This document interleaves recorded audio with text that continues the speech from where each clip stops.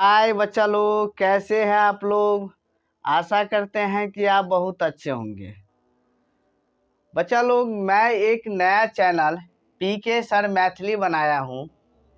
इस चैनल पर छठा से लेकर यानी छठी से लेकर 12वीं तक सभी विषयों का सभी टॉपिकों पर वीडियो बनाया जाता है।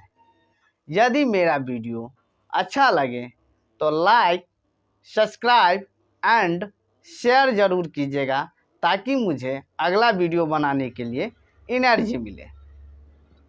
बच्चा लोग, आज हम हिंदी में यानी हिंदी व्याकरण में पर्यायवाची शब्द या समानार्थी शब्द पर हम बातें करेंगे।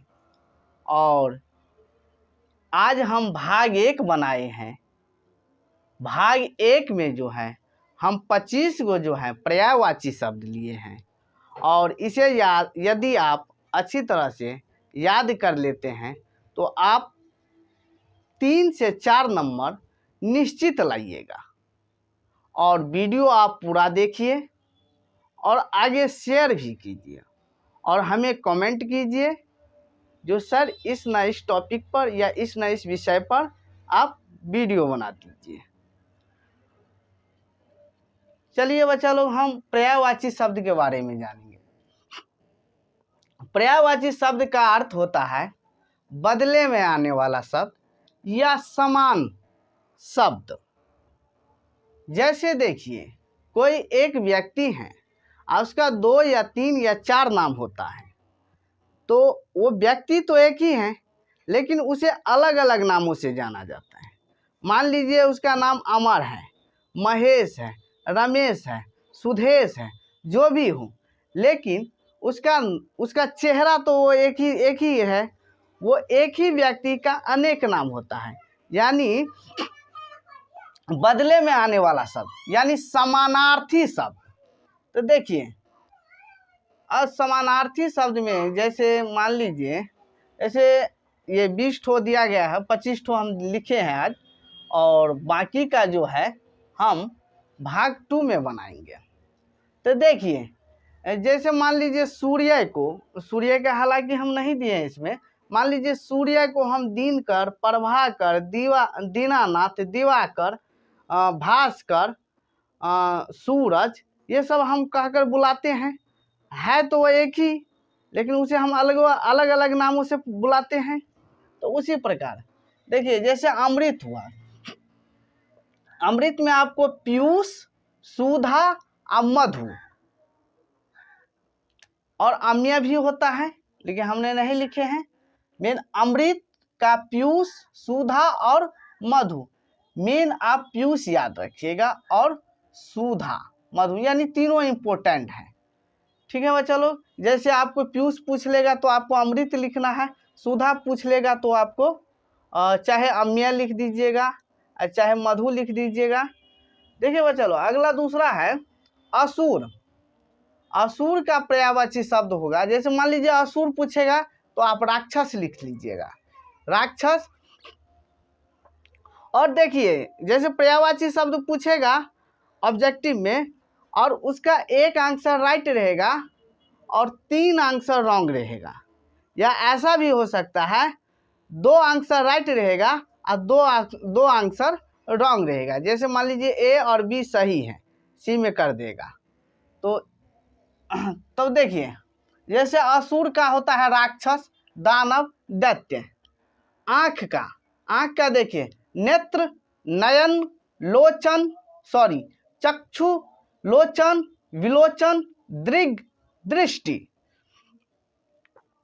उसी प्रकार देखिए, आकाश का होता है आसमान, अंतरिक्ष जिसका कोई अंत ना हो, अंबर, पाताल, व्योम पर थोड़ा ज़्यादा फोकस कीजिएगा। ये थोड़ा जो हार्ड शब्द होता है उस पर थोड़ा ज़्यादा ध्यान दीजिएगा। गगन, नभ, शून्य। आग का देख लीजिए, यदि आग पूछे तो आग का अग्नि लिख लीजिएगा, यदि अग्नि पूछे तो आग लिख लीजिएगा। और उसके अलावा देखिए, पावक, अनल, दहन, ज्वलन। अगला देखिए, हम कपड़ा पर आ जाते हैं। कपड़ा पर यानी वस्त्र, वसन, चीर। चतुर का देखिए, चतुर का चालाक, निपुण, प्रवीण। प्रवीण याद रख लीजिएगा।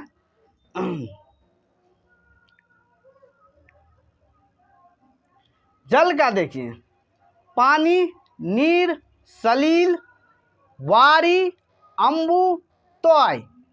अम्बु, तोय और सलील पर विशेष ध्यान दीजिएगा, वारी पर। पानी, नीर तो सबको याद है। कमल का देख लीजिए, कमल का ज्यादातर अम्बुज एग्जाम में या पंकज पूछेगा। कमल का पंकज, अम्बुज, पुष्कर, सरसीज। चलिए आगे हम बढ़ते हैं। वसुधा का, वसुधा का होगा पृथ्वी, जमीन, धरती, भूमि, धरा। चलिए इसमें से मतलब लगभग में जो है इजी हम दिए हैं। एगो दूगो जो हार्ड रहेगा उसको थोड़ा आप अच्छा से याद कर लीजिएगा, और निश्चित है इसी में से एग्जाम में पूछेगा, इसके अलावा कहीं से नहीं पूछेगा। अब हम आ जाते हैं सूता। सूता के देखिए, सबसे पहले सूता का उल्टा पुत्री, उसके बाद बेटी, लड़की, आत्मजा।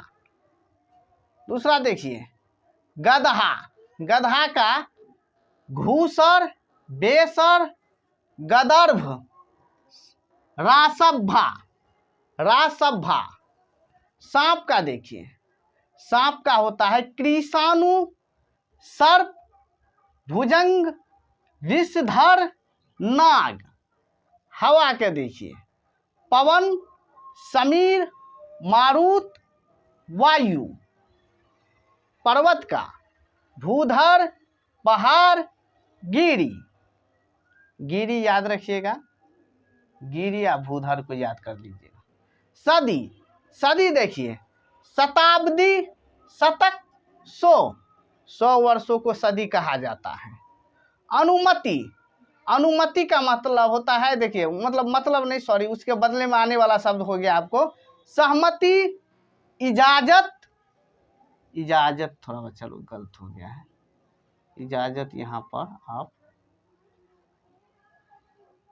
इजाजत,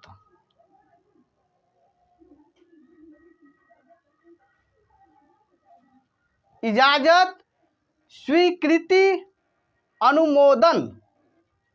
अवसर का देखिए, अवसर का मौका, विश्राम, फुर्सत, अवकाश, समय। परिवर्तन का बदलाव, फेरबदल। अतिथि का देखिए मेहमान, पाहुना, गृहागत, गृहागत। महादेव का देखिए, महादेव का तो बहुत सारा नाम होता है, लेकिन इसमें हम मेन नाम लिए हुए हैं। महेश्वर, शंभु, शंकर, भूतेश। आभूषण का देख लीजिए, आभूषण रहेगा तो जस्ट इसका गहना होगा। गहना, जेवर, अलंकार। अलंकार पढ़े हैं बच्चा लोग, अलंकार का अर्थ होता है गहना, जेवर। अलंकार एक व्याकरण में चैप्टर भी है। अब देखिए काव्य के लिए चैप्टर होता है अलंकार। अब देखिए ताज, ताज का होता है मुकुट, शिरोभूषण, शिरोभूषण, किरीट, सम्मान, आदर, इज्जत,